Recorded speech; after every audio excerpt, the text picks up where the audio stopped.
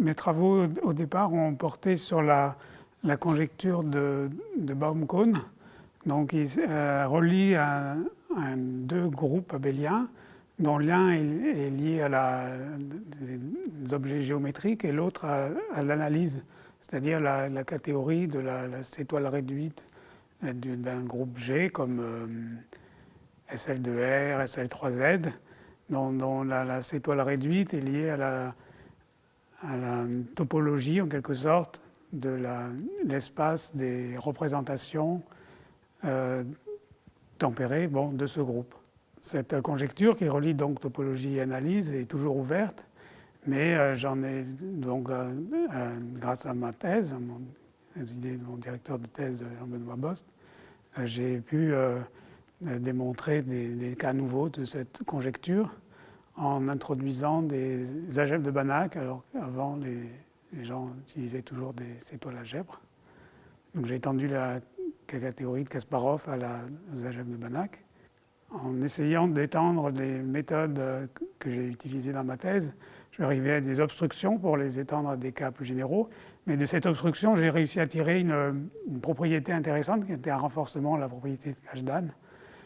Et donc la représentation triviale de certains groupes est isolée dans les représentations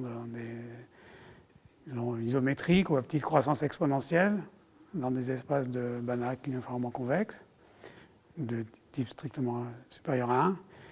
Et j'ai pu en déduire des résultats de non-plongement de graphes expanseurs dans des espaces de Banach uniformément convexes, de type strictement supérieur à 1.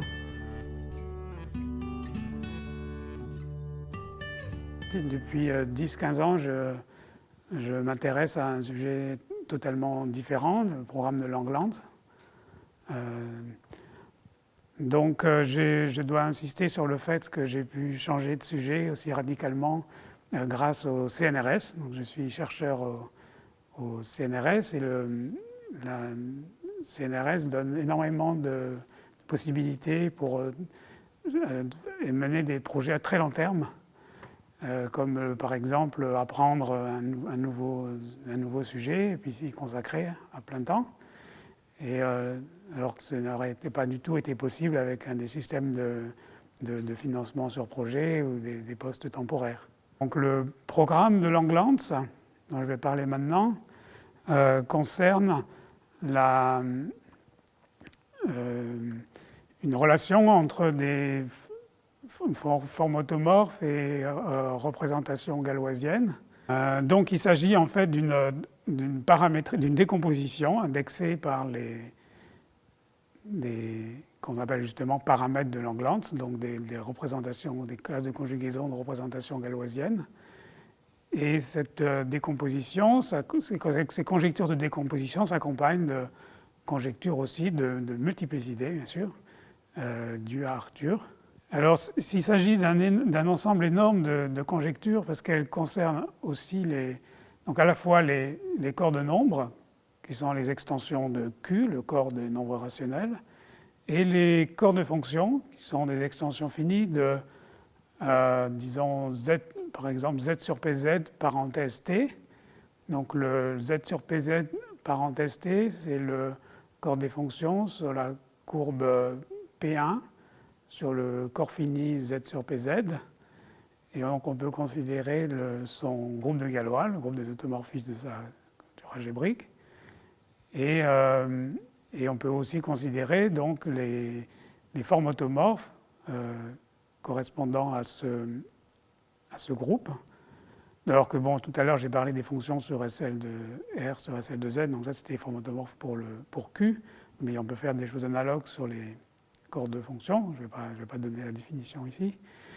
Et donc sur les corps de fonctions aussi, on attend à avoir une décomposition de l'espace des formes automorphes indexées par des paramètres de Langlands, qui sont des représentations galoisiennes. Alors,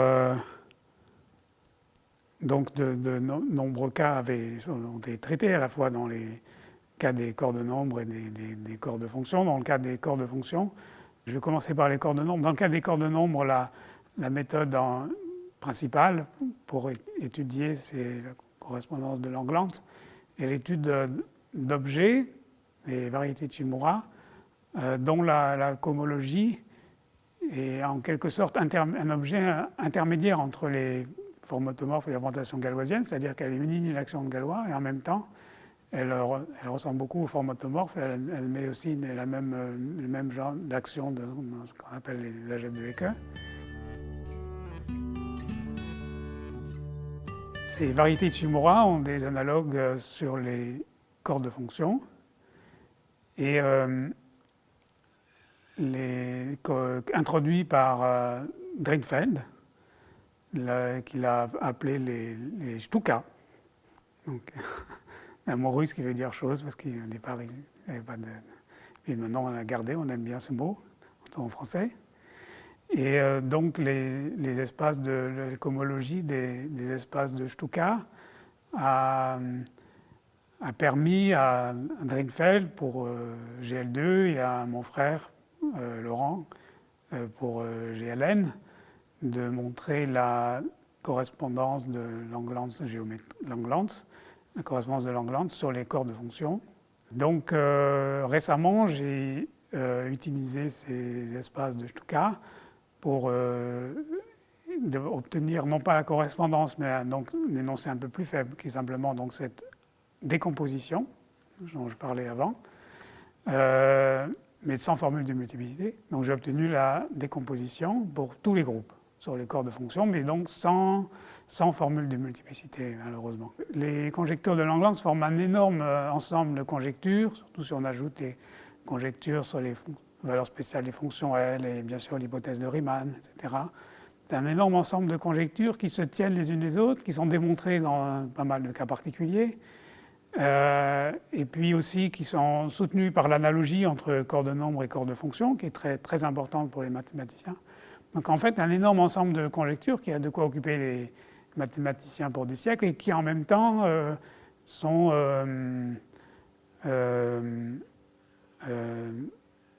tellement cohérentes les unes avec les autres que c'est difficile de ne pas y croire, de ne pas croire à tout à la fois.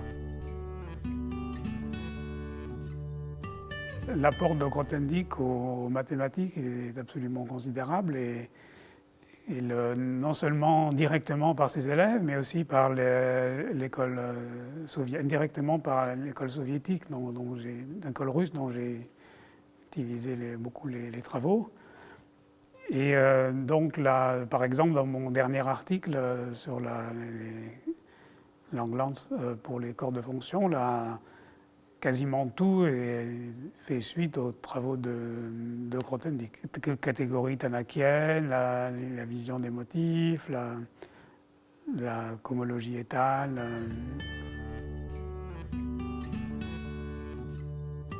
Après, on est content, puis après il faut vérifier que ça marche, puis surtout on passe beaucoup de temps à rédiger.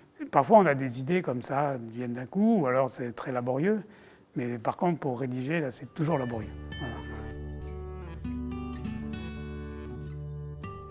Le CIRM joue un rôle considérable pour la communauté mathématique française. On discute du matin au soir, enfin de 8h du matin à 11h du soir, 10h du soir. Là c'est même au repas, enfin c'est vraiment sans arrêt. Et puis c'est vraiment un endroit que j'apprécie énormément, mais enfin, tous les mathématiciens diront la même chose. Donc, la communauté mathématique française est vraiment très attachée aussi.